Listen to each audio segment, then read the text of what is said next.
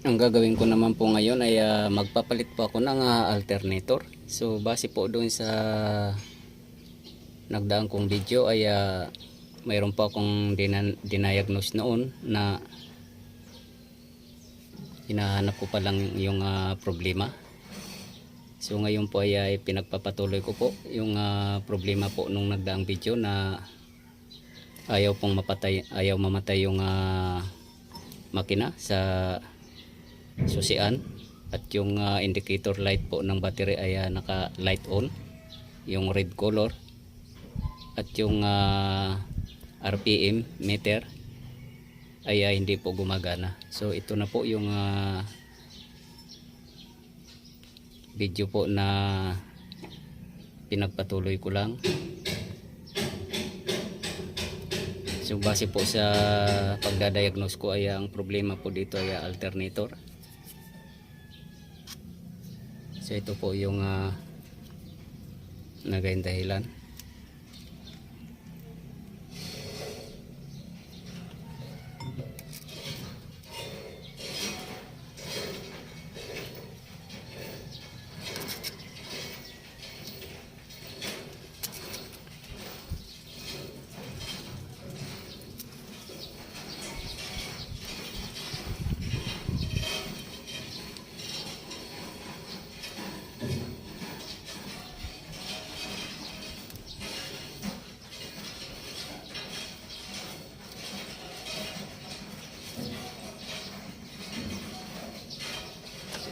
Wala pong output po na liwanag dito kapag tinitest light itong dalawang terminals na to.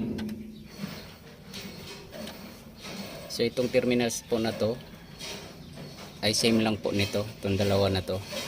Yan.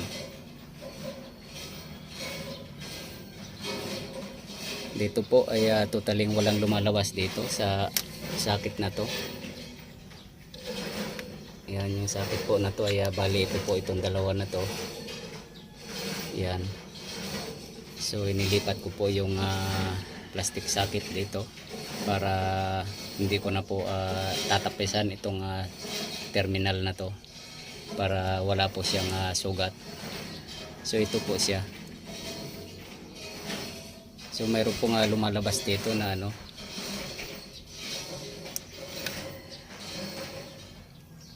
na indikasyon na ito po yung pagkakaiba nila. So dapat po lumabas itong liwanag na to, dahil ito po yung papuntang RPM meter, at itong isa naman ay para doon sa indicator light. So dapat pag umandar po yung makina, yung indicator light po dito ay dapat iilaw siya, ay mamamatay po siya. So kapag hinto naman yung makina ay dapat nakailaw po yan, yung ganyan siya. Kapag umandar po yan, mawawala po yan. Ganyan po yung pagkakaiba ng dalawa na to. Ito mayroon po siya dahil buo po itong alternator na to. Itong isa ay sira na po siya. Ayan o. So mayroon po siyang lumalabas na liwanag dito. Ayan. Yung isa naman ay para sa RPM. Ganun po yan. Itong nagiging resulta dito sa na to. So hindi ko po ma-maintain yung liwanag niya dahil parang naka partially connection lang po to. Kaya hindi may maintain yung indicator light dito na ayan po, pag minsan mayroon. Hindi po katulad dito sa isa.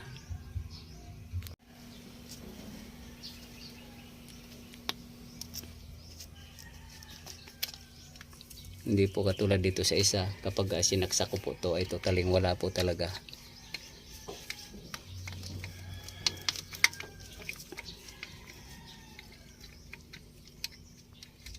So ganyan po yan. So kapag tinitest ko po siya ay wala siyang lumalabas talaga dito na indikasyon or liwanag ng test light. Hindi po katulad dito sa isa ay mayroon siya. So yan po yung pagkakaiba. Ibig sabihin internal po yung problema nito ng alternator na to. So yung naging naapektuhan po yung pag-start niya, yung charging niya, at saka yung RPM nya hindi po gumagana. So tatanggalin ko na po itong alternator na to para ipipix ko po to. At kapag na-fix ko na po at titingnan na po natin sa actual yung reading ng RPM alternator at kung kaya na pong mamatay sa ignition switch. So isasalpak ko na po siya.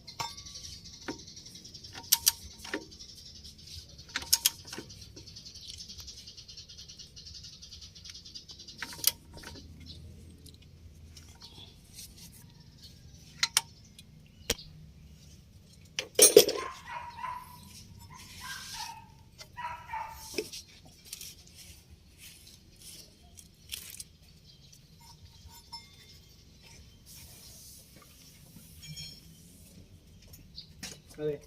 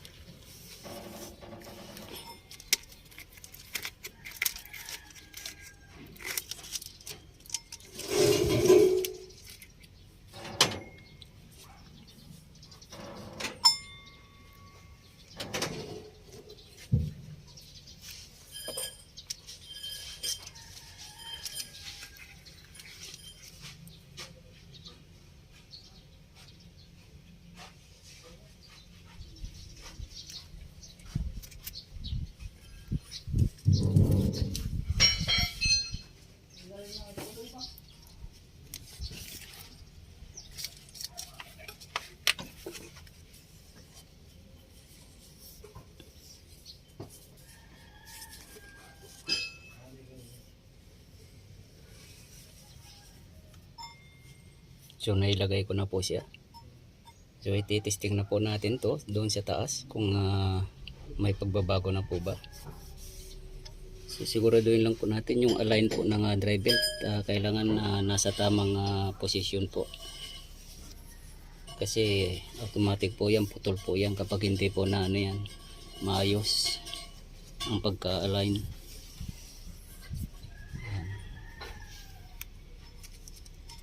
So doon na po tayo sa taas para makita po natin yung output nito, yung alternator. So ito na po yung re-read ay titingnan na po natin yung indicator light. Dapat mawala po to pag umandar at gagana yung RPM at kailangan po mamamatay na po sa susi. So napalitan ko na po yung alternator. Try po natin.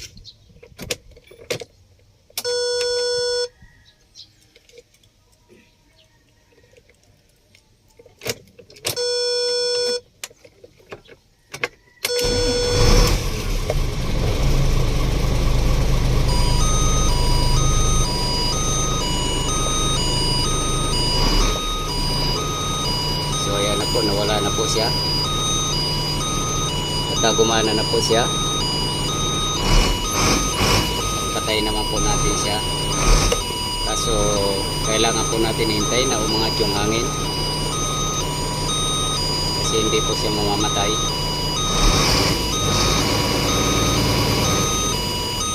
So dalawa na po yung nawala. Yung pagpatay na lang po sa susi ang kailangan natin hintayin. Pero kailangan po natin abangan yung pag-angat po ng hangin, kasi kapag wala pong hangin, yung system ay hindi po kayang patayin yung makina.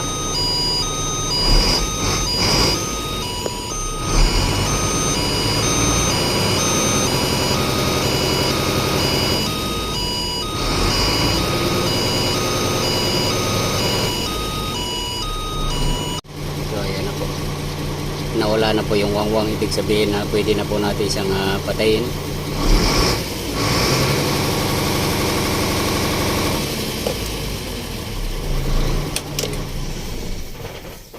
O ayan, namatay na po siya. So okay na po siya. So alternator po, confirm yung sira. Yan, so pwede na po siyang gamitin ulit. At hanggang dito na lang po muna ang video kong ito. Please like, subscribe na lang po and hit notification bell para sa susunod na mga video. God bless all po.